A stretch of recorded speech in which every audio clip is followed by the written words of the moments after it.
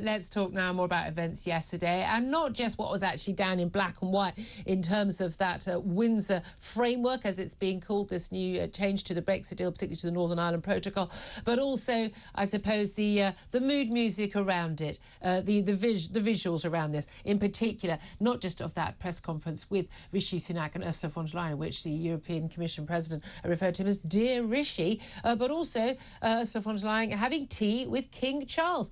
Many are criticising this as well, a breach of royal protocol. The royal family, the king in particular, needing to be above the political fray, particularly a controversial issue like Brexit. Well, let's talk to Sir Anthony Seldon about this. He's a Downing Street historian, of course, and author of The Impossible Office, The History of the British Prime Minister. Good morning to you, Sir Anthony.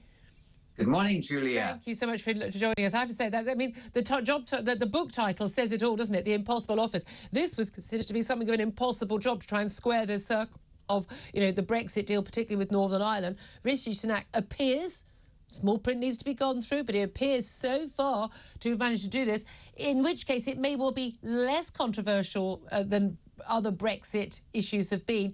But was it right for King Charles to have been brought into that meeting with Ursula von der Leyen and to be brought into this controversy?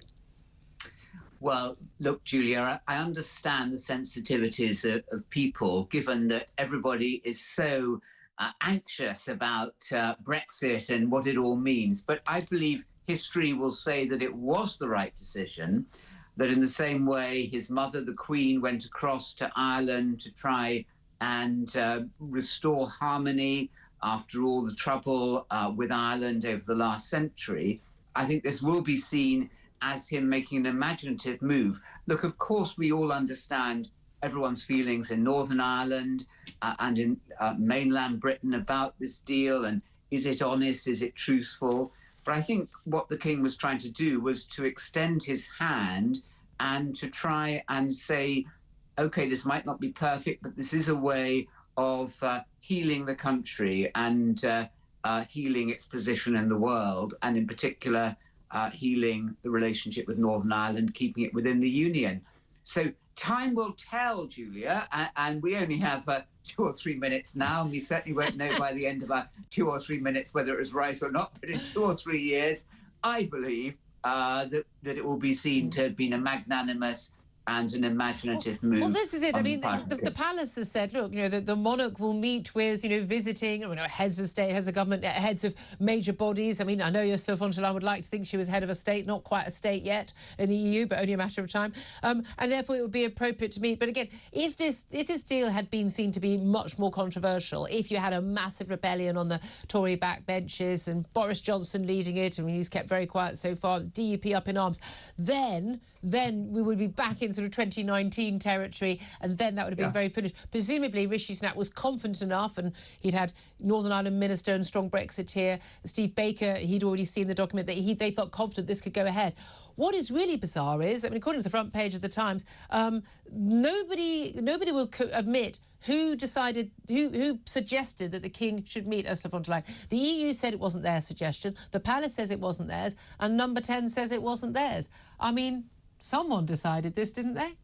Was it your idea, Julia? Wouldn't have been my idea.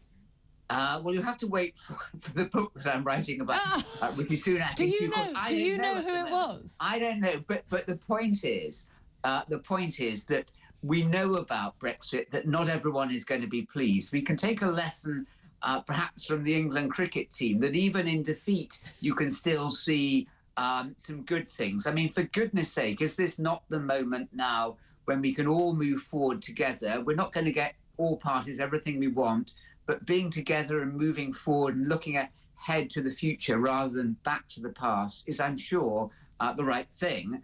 And I think that's what the King does. You know, look, it's very hard being a monarch, because if you don't do anything, Julia, people say, well, what's the point of the monarch? Yeah. If at these great moments they're silent and off shooting or fishing, and if they do get involved... they get told off for that. Can I ask you just finally, I mean, we know that Brexit has been sort of the bane of politicians' lives, particularly the Tory party. I mean, it's ripped the Labour Party apart as well, but ripped the Tory party apart, brought down Cameron and Theresa May as well. There was talks of this week that it could have brought down Rishi Sunak.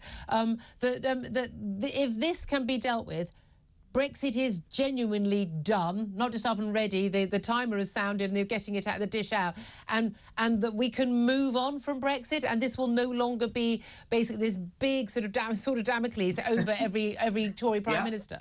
I get the question, totally. Look, there'll be some people even in 100 years' time looking at this who'll still be arguing about it. But the great majority of people who love their country and just want to move on, I think for the vast majority, they'll think, maybe not everything we want, but let's give it a tick, job done. OK, great to talk to you, Sir Anthony Seldon. Thank you very much indeed, Downing Street historian there.